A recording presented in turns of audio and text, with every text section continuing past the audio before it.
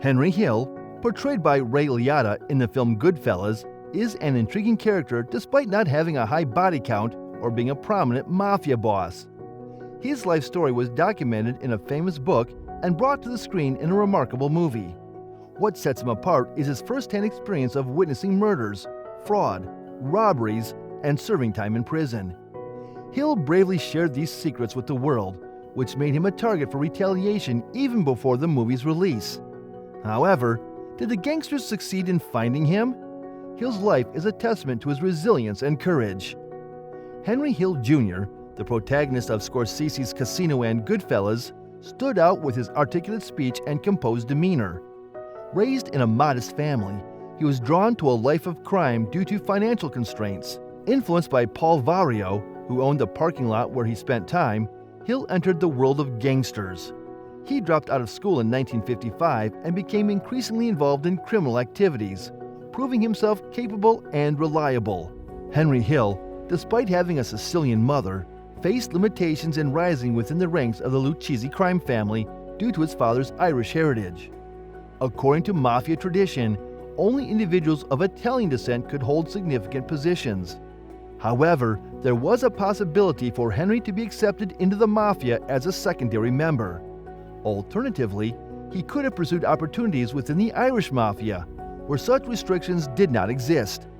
However, Henry had reservations about joining the Irish mafia, and he would have had to start from scratch in that world.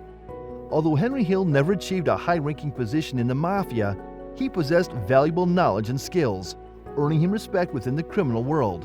In 1967, Hill was involved in the infamous John F. Kennedy International Airport robbery, where approximately $500,000 was stolen from a storage facility. To execute the heist, Hill received information from one of the guards about a significant sum of money kept in a terminal vault during his shift. The plan involved Hill posing as a passenger who had lost his luggage, entering the airport, retrieving the money, and leaving the premises. However, a key challenge arose as the guard who shared the information did not have access to the vault. The senior guard, who was not associated with the mob, held the key. To overcome this obstacle, Hill befriended the senior guard and discovered his weakness for prostitutes. Hill arranged for his colleague to meet a prostitute at a motel, exploiting this vulnerability as part of their strategy. With a clever ploy involving a girl, the mafia guard obtained the key from the senior guard while diverting his attention. On April 7, 1967, Henry Hill and Thomas Desimone smoothly entered an Air France cargo hold and retrieved $420,000 without resistance. This daring heist boosted Hill's reputation in New York's criminal circles. Before this, Hill had doubts about his chosen path and enlisted in the Army in June 1960. Reluctant at first, Henry Hill evaded the FBI after they solved a major case.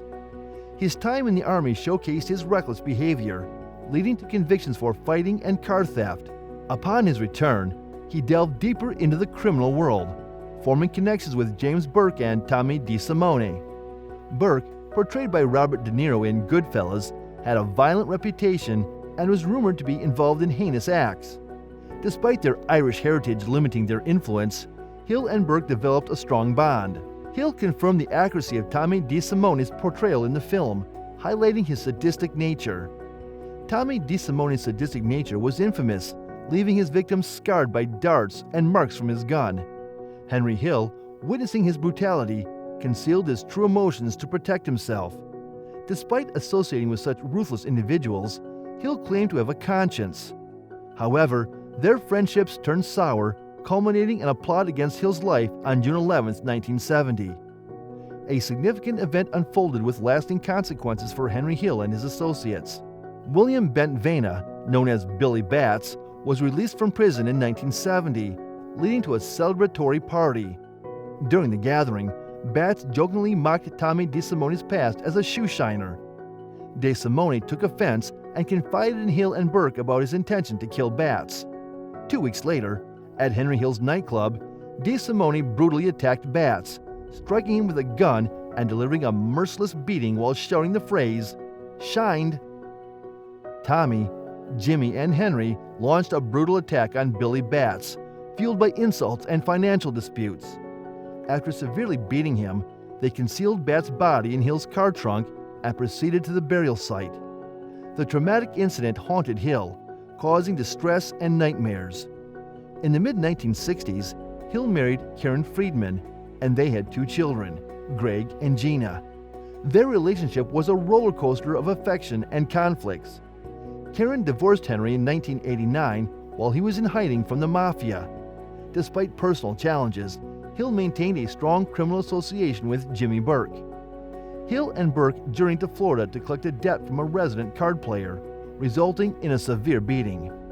This drew police attention, leading to Hill's arrest and a 10-year prison sentence. During his incarceration, Hill continued his involvement in drugs and associated with fellow mob members. With the assistance of Paul Vario, Hill was granted early release and offered a job at Vario's nightclub. However, he violated his parole by traveling to Pittsburgh, where he received 2 suitcases of marijuana instead of the expected payment.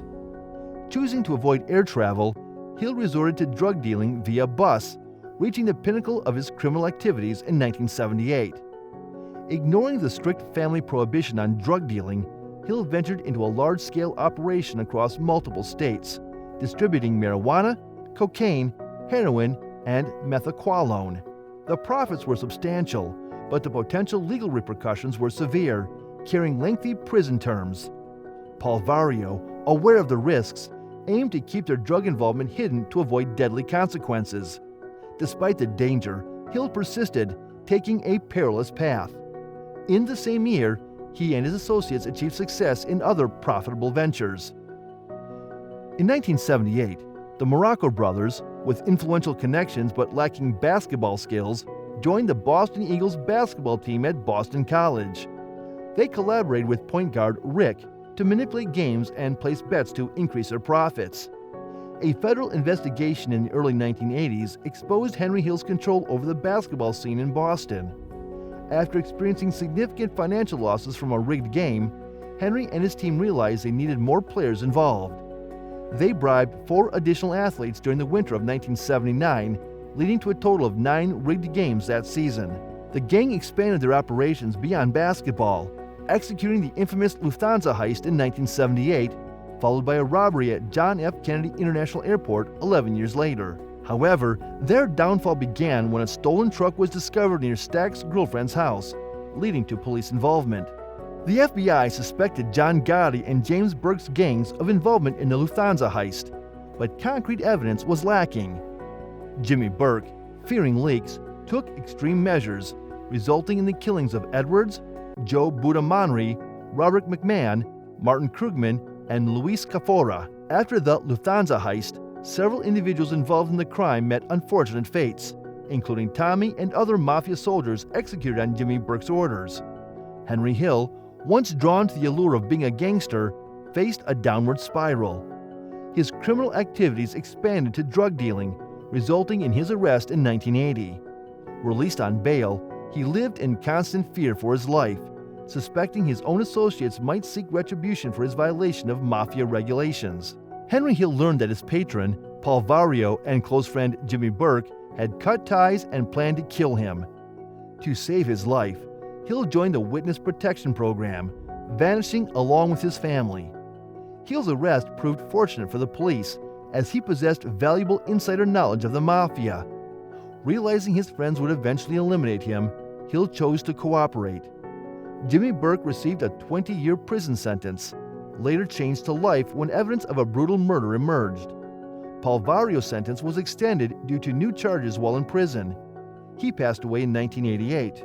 Henry Hill's meeting with crime writer Nicholas Pileggi in 1981 eventually led to the film Goodfellas in 1990. Despite the film's success, Hill did not receive profits or retain the money he earned from it. He continued engaging in illegal activities and faced a bounty placed on his head by Jimmy Burke. Burke died in 1996, but the hunt for Hill persisted due to the underworld's long memory of betrayal. Henry Hill's later years were marked by addiction and unsuccessful rehabilitation attempts. He lived in fear as a target for New York gangsters. Surprisingly, he died from heart problems on June 12, 2012, at the age of 69. Ray Liotta, who portrayed Henry in Goodfellas, passed away 10 years later at 67. Hill admitted to witnessing and participating in violent acts, though he claimed to have never personally killed anyone. Despite claiming to have a conscience, Henry Hill engaged in violent acts, bank robberies, and scams. He is not a morally upright character. However, one positive aspect is that he shared his story, allowing for the production of a relatively accurate movie based on his experiences. From the perspective of viewers, this is beneficial. Nonetheless, in the eyes of the mafia, Hill is seen as a snitch, a rat, someone who chose to cooperate with the FBI. His actions led him to that predicament. Ultimately, Henry Hill was a gangster.